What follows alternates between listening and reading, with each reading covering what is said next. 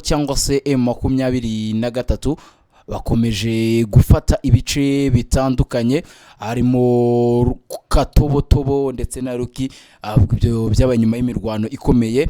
Ese barwanaga nabande babifashe ryari? Ndaje ngo mbikubwire, gusa ntago mbura kukubwira ko ku munsi w'ejo muri Warikare imirwano ikomeye yahuje AFC 23 na FARDC imisambo. Yose ni inkuru zigera kuri ebyiri ngufitiye. Ndi Bengozi yana in the quick times news, we cyuri gusabwa no kujya hasi subscribe ukakanda ubundi tugakomeza kubana.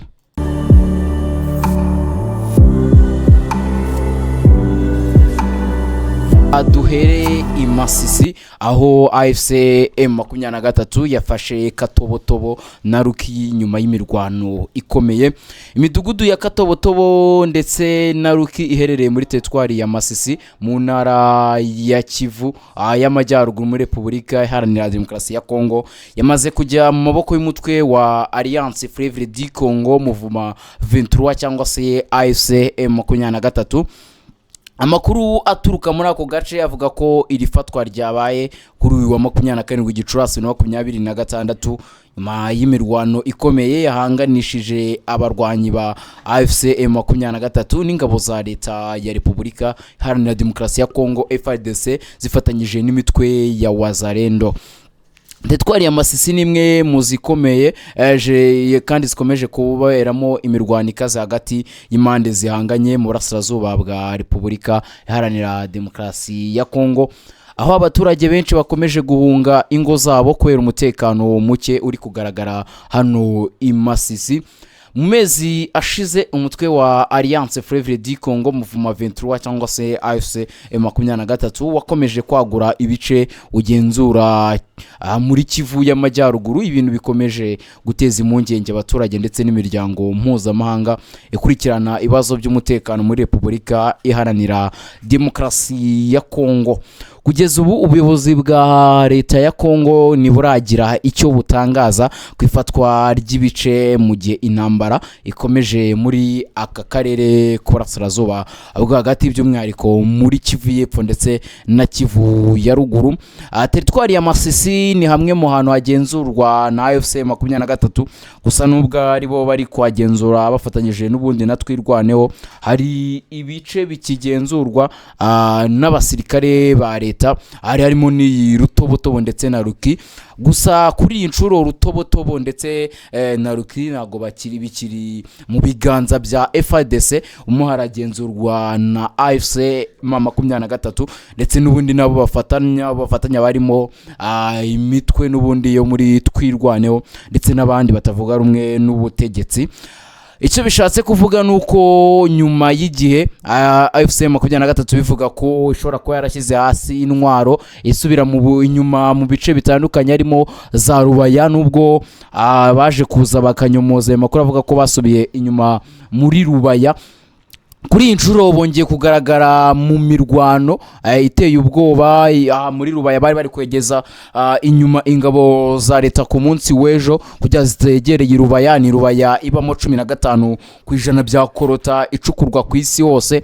Kuri iyi nshuro abona ko none ni Masisi bashaka kwegeza inyuma cyane leta y'Ikinshasa cyangwa binyuze mu gisirikare cyabo ngubwo FARDC twabonye muri Uvira barwana basatira Uvira. Tubona ibice byinshi bagenzura bari kugenda bareba uburyo basubiza inyuma ingabo za leta y'Ikinshasa FARDC ndetse n'ingabo z'u Burundi ndetse n'imitwe bagenda bakorana harimo Wazalendo ndetse na FDLR n'ubundi bafatanya muri izi ntambara ndetse n'ibikorwa bya gisirikare byose bakora muri Kivu y'Epfo ndetse na Kivu ya Ruguru. Kuri ico rero bakomeje kugenda bamburwa uduce, ngo ndavuga FARDC M23, nubwo hari amakuru yavugwaga ko yabarasubiye inyuma itakiri kugenzura Rubaya, bakaba bo barabihakanye bavuga ko nta gahunda yo gusubira inyuma mu bice bagenzura, ahubwo kugira basubira inyuma mu bice bagenzura bakaba bazafata ibindi bice. Ni nyuma yuko tariki ya 17 Mata bari basinyanye amasezerano yo guhana gahenge hagati y'ingabo za leta y'Ikinshasa ndetse ni AFC M23 ariko bikaza kurangira leta y'Kinshasa itubahirije ibikubiye muri aya masezerano. Ibyo rero bikaba ari bimwe mu biri gutuma AFC M23 ijya mu mirwano ikomeye cyane yo kwigarura ubundi buce ndetse no gusubiza inyuma ingabo z'Kinshasa. Tukiri hano muri Repubulika Iharanira Demokarasi ya Kongo, n'ubundi reka tujye muri Walikale. Walikale naho ni hamwe mu hantu ari kubera imirwano ikomeye cyane. Imirwano ikomeye yahuje AFC M23 na FARDC imisambo muri Walikale kuri uyu wa gatatu ushize, bwo ni ku munsi w'ejo tariki ya 27 Gicurasi. Habaye imirwano ikaze hagati y'inyeshyamba za Alliance Fleuve du Congo Mouvement 23 cyangwa se AFC M23 ndetse n'ingabo za leta y'Kinshasa FARDC zishyigikiwe n'imitwe ya Wazalendo mu gace ka Misambo garereye ku mupaka wa groupement za Kisimba na Ikobo muri teritwari ya Walikale mu ntara ya Kivu y'Amajyaruguru.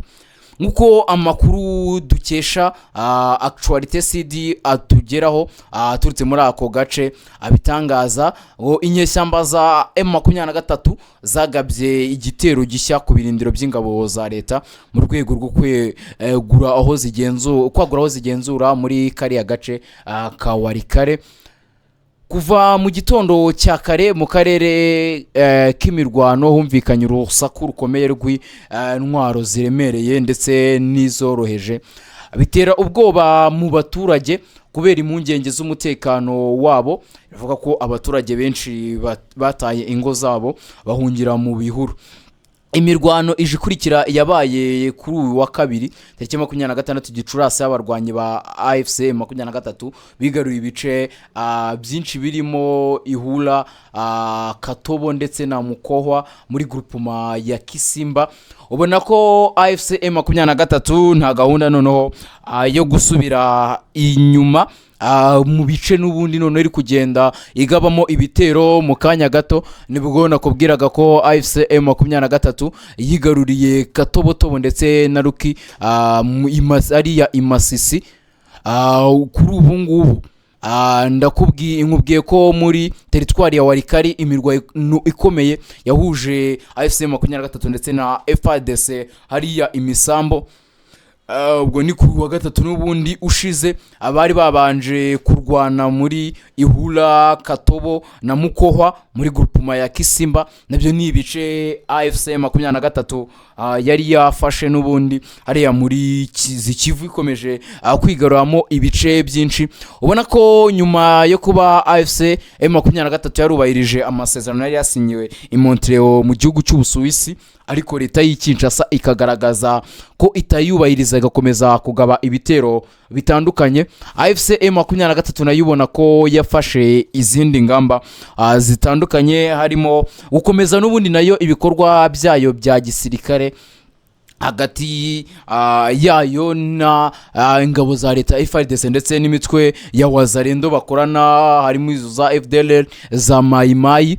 Uko hari abantu bumva Wazalendo ni ihuriro ry'imitwe arabakoresha ijambo insoresore zo muri Repubulika Iharanira Demokarasi ya Kongo, gusa ubwo nimba rivugitse neza gusa n'urubyiruko rwo muri Repubulika Iharanira Demokarasi ya Kongo bivuga ko bari kurinda ubusugire bw'igihugu cyabo, gusa nubwo ubona ko hari amakosa menshi bagenda babikoreramo. Ubwo nuko nguko bimeze hariya muri Repubulika Iharanira Demokarasi ya Kongo. Turakomeza gushaka amakuru ari hariya ku mirongo y'urugamba, tureba uburyo bimeze muri groupement zitandukanye, materitwari atandukanye, hariya muri Kivu y'Epfo ndetse na Kivu ya Ruguru, ndetse n'amakuru ku bijyanye n'icyorezo cya Ebola n'ubundi gikomeje gukaza umurego hariya muri Repubulika Iharanira Demokarasi ya Kongo.